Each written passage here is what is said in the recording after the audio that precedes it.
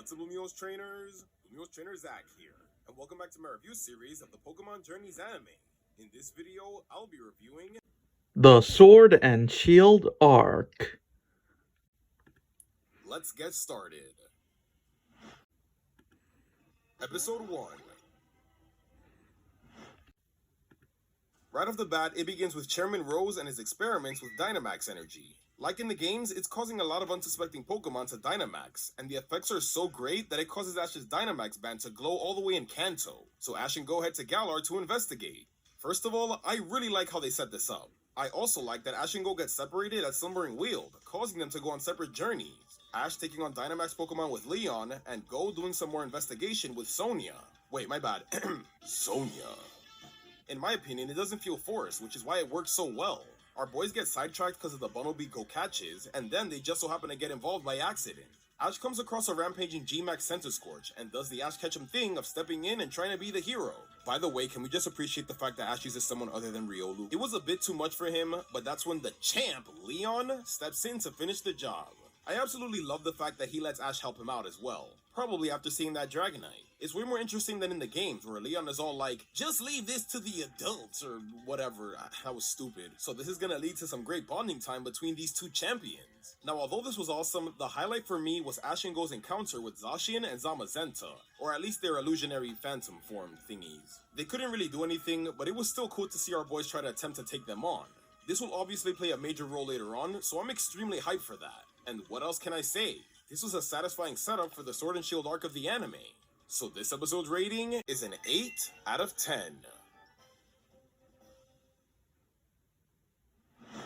Episode 2.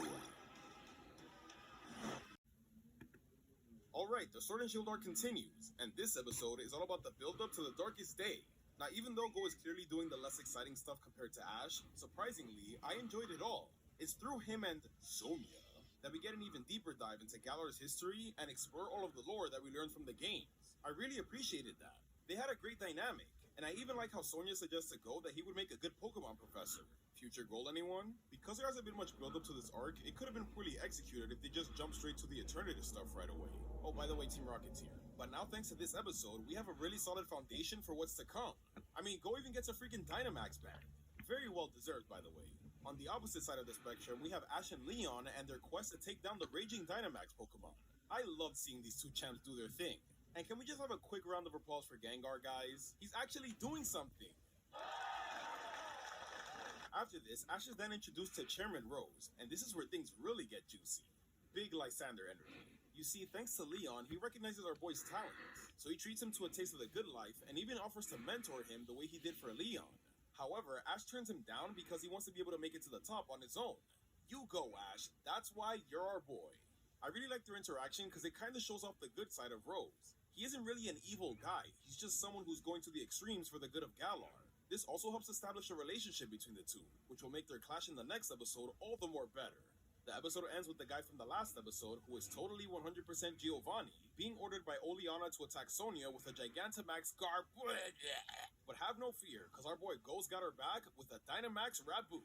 I cannot wait for the next episode. Oh, what's that? This episode's rating is also an 8 out of 10.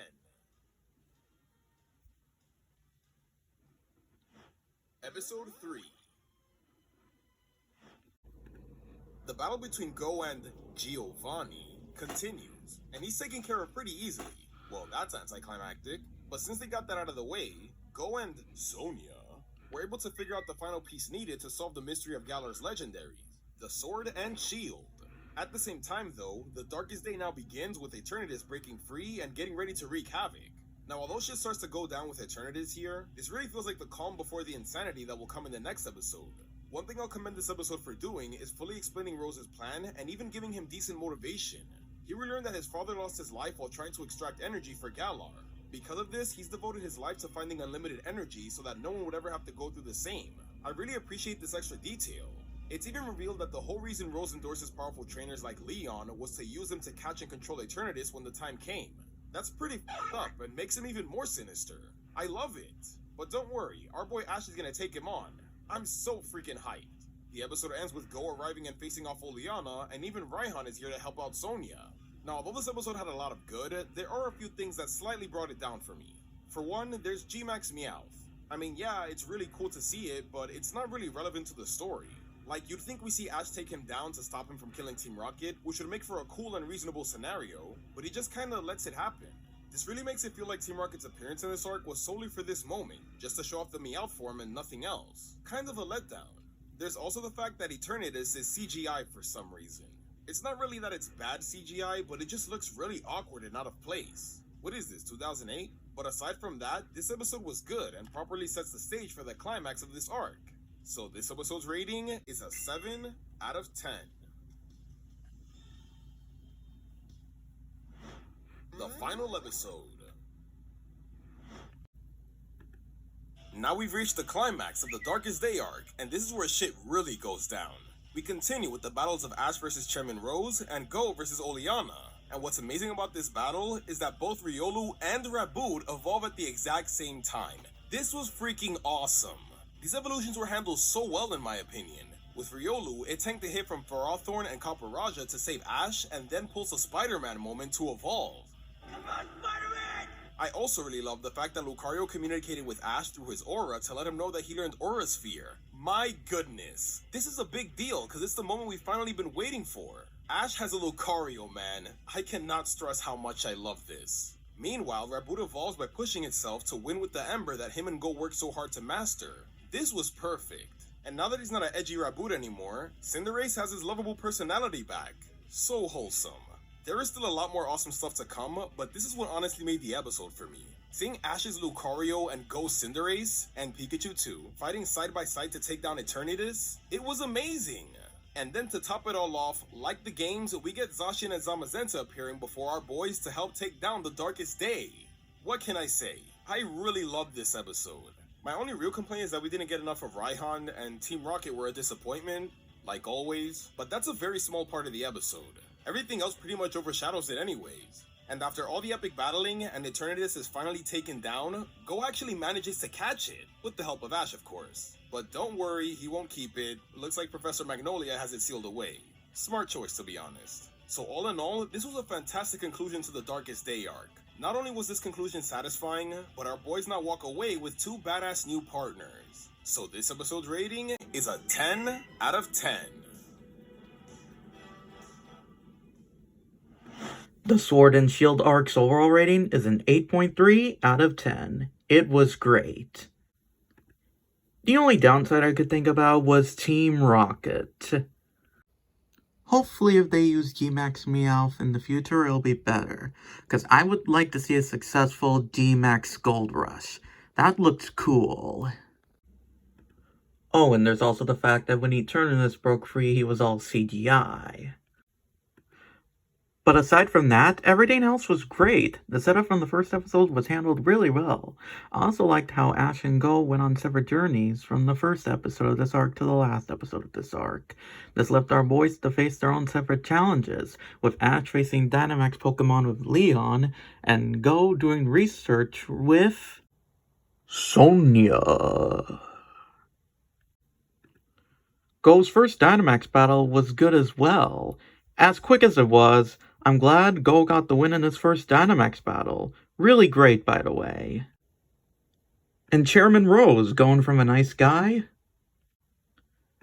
to a sinister one was really great as well.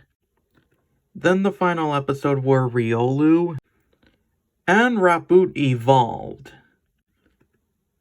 These evolutions, which helped Ash defeat Rose, oh man, that Aura Sphere. Really powerful, by the way.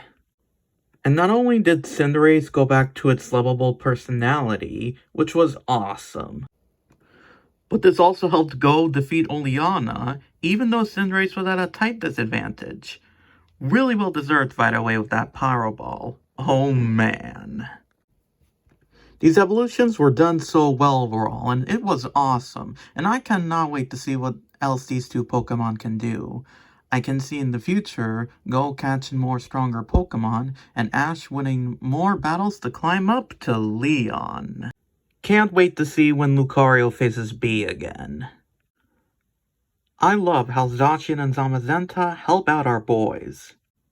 And everyone working together and I do mean all together, to take down Eternatus, and then go catches it with Ash's help.